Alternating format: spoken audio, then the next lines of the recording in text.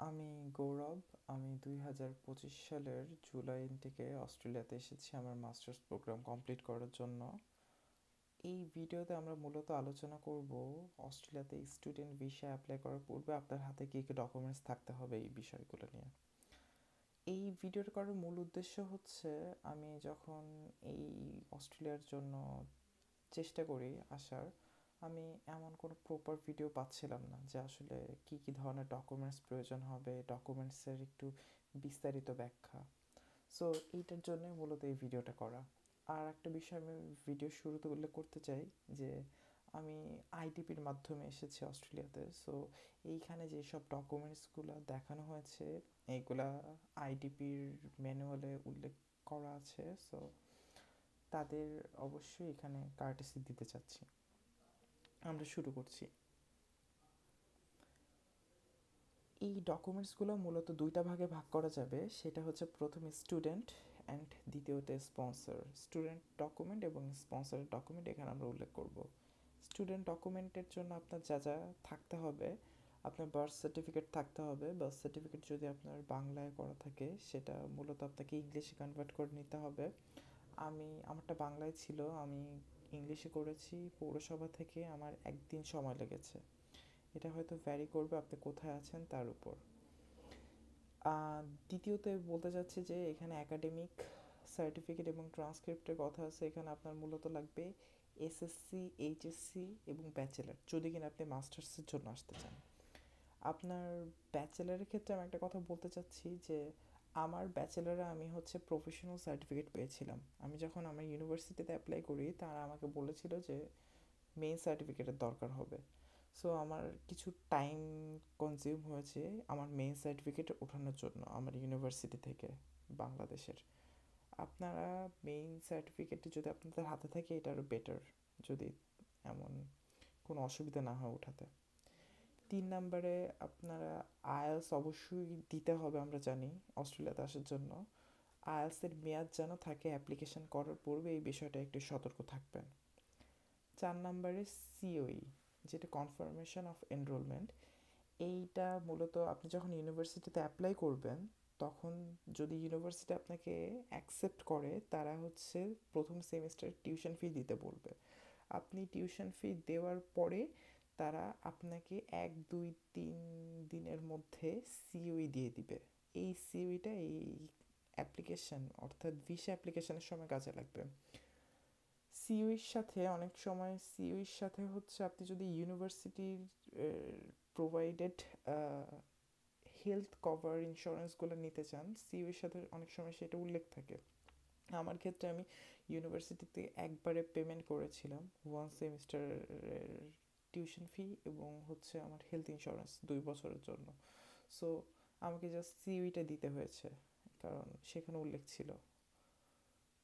So আপনার হচ্ছে 5 নম্বরে যেটা সেটা অবশ্যই, যেটা হচ্ছে আপনার ওভারসিজ স্টুডেন্ট হেলথ কভার, যেটা আমি কেবল বললাম। 6 নম্বরে পাসপোর্ট সাইজ ফটোগ্রাফ দিতে হবে আপনার নিজের সম্প্রতি তোলা, অবশ্যই জেপিইজি ফরম্যাটের। এবং এইখানে একটা লাস্টে হচ্ছে যেটা উল্লেখ করা আছে সেটা হচ্ছে আপনার ভিসা, মানে যে পাসপোর্ট আছে সেই পাসপোর্ট আপনার লাইক 10 বছরের, প্রিভিয়াস 10 বছরের সমস্ত পাসপোর্ট মিলাই দিতে হবে। যদি আপনার নতুন পাসপোর্ট করা থাকে জাস্ট নতুন পাসপোর্টটা দিলেই হবে, কিন্তু আপনার পাসপোর্টের সবগুলো পেজ জানেন পিডিএফের মধ্যে সংযুক্ত থাকে। মূলত অস্ট্রেলিয়াতে অ্যাপ্লাই করার সময় আপনার সবগুলাই হচ্ছে আপনার ভার্চুয়াল ডকুমেন্টসের দরকার হবে, কোনো ফিজিক্যাল ডকুমেন্টসের দরকার হবে না তাদের দেওয়ার জন্য। সো পাসপোর্টগুলোর প্রত্যেকটা পেজ জানি স্পষ্ট করে দেখা যায়, আপনারা সেইভাবে আর কি এটা স্ক্যান করবেন। অনেক সময় যদি এটা স্ক্যান করতে না পারেন তাহলে দোকানে গেলে তারা হয়তো কিছু টাকার বিনিময়ে পুরো পাসপোর্টটা আপনাকে স্ক্যান করে দেবে। আরেকটা ব্যাপার আছে যে প্রত্যেকটা ফাইলের আপনার 5 MB নিচে হতে হবে সাইজ। সেই ক্ষেত্রে অনেক সময় এটা একটু সমস্যা হয়ে যায়। কিন্তু আপনারা যদি স্ক্যান করেন ফোনের মাধ্যমে, আপনারা বিভিন্ন টুলস ব্যবহার করে, অনলাইন টুল ব্যবহার করে কম্প্রেস করে ফাইলটা 5 MBর নিচে ছোট করে নিয়ে আসতে পারবেন। স্টুডেন্ট ডকুমেন্টসের জন্য আমাদের আরও যা যা দরকার হবে তা হচ্ছে একটা সিভি দরকার হবে। আর সিভিতে অবশ্যই আপনার অ্যাড্রেস যেন উল্লেখ থাকে পাসপোর্ট অনুসারে। তারপর হচ্ছে আপনার জিএপি অর্থাৎ গ্যাপ এক্সপ্লেনেশন ডকুমেন্টের প্রয়োজন হবে যদি আপনার কোনো স্টাডি গ্যাপ থাকে, যে ব্যাচেলার করার ইমিডিয়েট পরেই যদি আপনি মাস্টার্সের জন্য অ্যাপ্লাই না করেন, আপনার যদি 6 মাসের থেকে একটু বেশি গ্যাপ হয়ে যায়, 8 মাস বা 1 বছর, আপনি এই গ্যাপের সময়টুকুতে কী করেছেন সেটা অবশ্যই উল্লেখ করতে হবে এই গ্যাপ এক্সপ্লেনেশন ডকুমেন্টে। জিএস কোয়েশ্চেনে মূলত হচ্ছে আপনার 4টা কোয়েশ্চেনারি থাকে, এটা 4টা কোয়েশ্চেনারি খুব কমন। সেই 4টা কোয়েশ্চেনের অ্যান্সার হচ্ছে আপনাকে লিখতে হবে। তারপর হচ্ছে statement of purpose. Statement of purpose হচ্ছে আপনাকে মূলত লিখতে হবে যে এই কোর্সটা আপনাকে কিভাবে সাহায্য করবে, মানে ওভারঅল একটা সামারি, যেটা হচ্ছে 4 থেকে 5 পেজ মূলত হবে। এটার কোনো আসলে বাধ্যবাধকতা নেই, বাট যতটা আপনি অথেন্টিকভাবে ডেসক্রাইব করতে পারবেন এটা ততটা ভালো। এইখানে লাস্টে হচ্ছে আপনার পুলিশ ক্লিয়ারেন্সের দরকার হবে। অবশ্যই আপনার পার্মানেন্ট অ্যাড্রেস যেখানে, আপনি সেখান থেকে পুলিশ ক্লিয়ারেন্স উঠাবেন সেখানে অ্যাপ্লাই করে। এটা হচ্ছে আমাদের লাস্ট স্লাইড স্টুডেন্ট ডকুমেন্টসের জন্য। স্টুডেন্ট ডকুমেন্টসের আরও আপনার যে প্যারেন্টস আছে তাদের ইনফরমেশনের দরকার হবে। এখানে আরেকটা কিছু বলে রাখা ভালো যে প্যারেন্টসের ইনফরমেশন, আপনি যে পাসপোর্টগুলো দিবেন, আপনার সিবলিংস থাকলে তাদের পাসপোর্টগুলোও অ্যাটাচ করে দিতে পারেন। এখানে কিন্তু তাদের ফুল পাসপোর্ট দিতে হবে না, তাদের হচ্ছে যে ইনফরমেশন পেজটা থাকে পাসপোর্টে শুধু সেগুলো দিলেই হবে। মূলত ব্লাড রিলেটেড আপনার বাবা মা এবং আপনার যে সিবলিংস তাদের ইনফরমেশনের পেজ একসাথে একটা পিডিএফ করে, অবশ্যই 5 MB নিচে। স্টুডেন্ট ফাইন্যান্সিয়াল কভার শিট, এটা হয়তো আপনি যখন অ্যাপ্লাই করতে যাবেন তার আগে আপনাকে কাউন্সিলর প্রোভাইড করবে, আপনি সেখানে বসে এটা কমপ্লিট করতে পারবেন। অ্যান্ড 956A ফর্ম, এটা হচ্ছে আপনাকে কাউন্সিলর দিবে। এইখানে হচ্ছে আপনার জাস্ট মূলত একটু ডকুমেন্টস, আপনার নাম, ফোন নাম্বার, অ্যাড্রেস বা কাউন্সিলরের ফোন নাম্বার, অ্যাড্রেস এগুলো লেখা থাকবে। সো এগুলো নিয়ে বদার হওয়ার কিছু নাই। আর লাস্টে হচ্ছে আপনার তো অবশ্যই এনআইডি যদি থাকে, এনআইডি আপনার দরকার হবে। এনআইডি তো আমাদের বাংলাদেশের জন্য আমরা বাংলাতে লেখা পাই, সো এটা নোটারাইজ করার দরকার হবে। আলোচনা করব স্পন্সরের জন্য কী কী ডকুমেন্টসের প্রয়োজন হবে। শুরুতেই স্পন্সর যদি একজন হয় বা 2জন হয় বা যে কয়জন হবে, তাদেরকে অবশ্যই তাদের পাসপোর্ট দিতে হবে। পাসপোর্টের জাস্ট ইনফরমেশন পেজগুলো দিলেই হবে। আর যদি পাসপোর্ট দিতে সমস্যা হয় সেই ক্ষেত্রে এনআইডি দেওয়া যেতে পারে, বাট এনআইডি দিলে হচ্ছে সেটার বাংলায় থাকলে সেটা অবশ্যই ইংলিশে ট্রান্সলেট করে সেটা নোটারাইজ করাইতে হবে। এখন ফিনান্সিয়াল ডিক্লারেশন ফ্রম স্পন্সর, এইটা মূলত হচ্ছে একটা লিগ্যাল ডকুমেন্ট, একটা স্ট্যাম্প পেপারে তৈরি করা একটা ডকুমেন্ট, যেখানে এটা ডিক্লেয়ার করা থাকবে যে যে স্পন্সর হবে বা যারা স্পন্সর হবেন তারা হচ্ছে আপনার মূলত তারা অস্ট্রেলিয়ার কস্টগুলো বেয়ার করবে। এবং এই ডিক্লারেশনে হচ্ছে স্পন্সরের নামে যে লিকুইড মানি বা অ্যাসেট আছে সেগুলোর কথাও অবশ্যই উল্লেখ থাকে। 3 নম্বরে যেটা দেখতে পাচ্ছি সেটা হচ্ছে আপনার যে প্রুফ অফ ফান্ড। এইখানে হচ্ছে মূলত স্পন্সর যারা হবেন বা স্পন্সর যে তার ব্যাংক সলভেন্সি যা যা আছে, liquid money, asset, DPS, FDR, সঞ্চয়পত্র বা মান্থলি স্কিম, সেই সব কিছু আসলে দিতে হবে। এটা স্টেটমেন্ট সহ দিতে হবে। 6 মাসের স্টেটমেন্টের প্রয়োজন হবে এখানে। স্পন্সর ল্যান্ড ডকুমেন্টসের ক্ষেত্রে জায়গা জমির কাগজপত্র দিতে হবে। যদি জায়গা জমি দেখাতে চান সেই ক্ষেত্রে অবশ্যই জায়গা জমি এটা ট্রান্সলেট করে দিতে হবে এবং অবশ্যই যেন নোটারাইজ করা থাকে।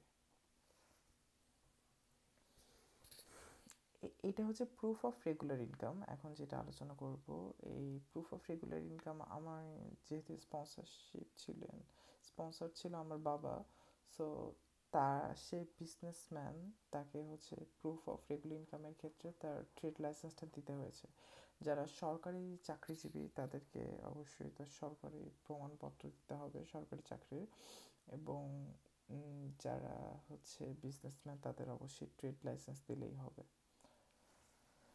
ব্যাংক স্টেটমেন্টের ক্ষেত্রে মূলত হচ্ছে আপনার যে রেগুলার ইনকাম যেটা, সেটার স্টেটমেন্টটা দিতে হবে। যেরকম সরকারি চাকরিজীবীদের ক্ষেত্রে আপনার যে অ্যাকাউন্টে প্রতি মাসে টাকা ঢুকছে সেই অ্যাকাউন্টের স্টেটমেন্টটা দিতে হবে 6 মাসের। বিজনেস যারা তাদের ক্ষেত্রে যেমন দিতে হয়েছিল বিজনেস অ্যাকাউন্ট ব্যাংকে খোলা সেটার স্টেটমেন্ট, সেই যেই কন্টিনিউয়াস স্টেটমেন্ট বা ট্রানজ্যাকশানগুলো যেইগুলোতে থাকে সেটা। এখন হচ্ছে ট্যাক্স ফাইল যেটা, স্পন্সর যারা হবে তাদের যদি 2 জন হয় বা 3 জন হয়, যে কয়জন হবে তাদের সকলের অন্তত প্রিভিয়াস 2 ইয়ার্সের ট্যাক্স ফাইল দিতে হবে। আমারটা যেহেতু বাংলায় করা ছিল, মানে আমার প্যারেন্টসেরগুলো বাংলায় করা ছিল, তাদের এই ট্যাক্স ফাইলগুলো পুরাটা ট্রান্সলেট ইংলিশে করে তারপর নোটারাইজ করে দিতে হয়েছে। সো এই ব্যাপারটা মাথায় রাখতে হবে।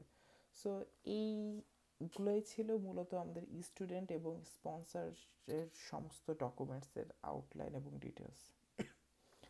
এখন আমরা হচ্ছে এই কিছু টিপস নিয়ে কথা বলতে চাই। যেরকম যেহেতু সব কিছু হচ্ছে অনলাইনে আপনার দিতে হবে, কারণ সব কিছুই ভার্চুয়ালি প্রয়োজন হবে, কিছু ফিজিক্যাল কপি তাদের কাছে যাবে না।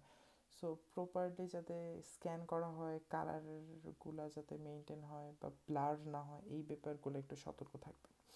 আর ফাইলগুলো নেমিং করার ক্ষেত্রে এটা যদিও এটা পরে দরকার হবে, যখন আপনার হচ্ছে এই জিনিসগুলো হচ্ছে আপলোড করবেন ভিসার জন্য, তখন যাতে প্রপারলি নেমিং কনভেনশনগুলো ফলো করা হয়। তাই এটা একটা আলাদা বেনিফিট দেবে। মানে এক্স্যাক্ট নেম ব্যবহার করবেন ফাইলগুলোর। যেরকম যদি পাসপোর্ট হয় মানে প্রপার ওয়েতে, যে হ্যাঁ এটা পাসপোর্ট নাম্বার 1, এইটা হচ্ছে আমার নাম, পাসপোর্ট নাম্বার 2 এইটা হচ্ছে আমার নাম। সো এরকম করে যাতে একটা ফ্লো বজায় থাকে, যে কেউ দেখলে যাতে আপনার ডকুমেন্টসের নাম দেখেই বুঝতে পারে যে ডকুমেন্টসটা আসলে মূলত কী। এইখানে হচ্ছে যদি অনেকগুলা পিডিএফ থাকে, সেটা চেষ্টা করবেন যে একটাতে কনভার্ট করে দেওয়ার। আমি মূলত বলতে চাচ্ছি ব্যাংক স্টেটমেন্টগুলো যদি অনেকগুলো পিডিএফ থাকে, এইগুলা একটা করে দেওয়াটাই মূলত ভালো সিদ্ধান্ত হবে। আর সবসময় খেয়াল রাখবেন এটা যেন 5 MBর নিচে হয়। আর যদি 5 MBর উপর হয়ে যায়, কম্প্রেস ফাংশন ইউজ করবেন।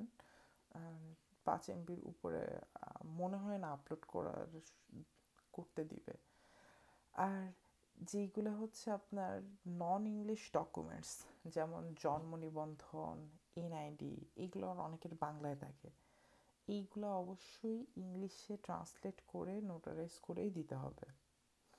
কারণ তারা যেহেতু অস্ট্রেলিয়া একটা ইংলিশ স্পিকিং কান্ট্রি, তারা চাইবে আপনার সকল ডকুমেন্টস যাতে ইংলিশে হয়। এবং অবশ্যই একটু দেখে নেবেন আপনার পাসপোর্টের মেয়াদ আছে কি না, বা আপনার সিওই বা এই সমস্ত ইনফরমেশানগুলো ঠিক আছে কি না।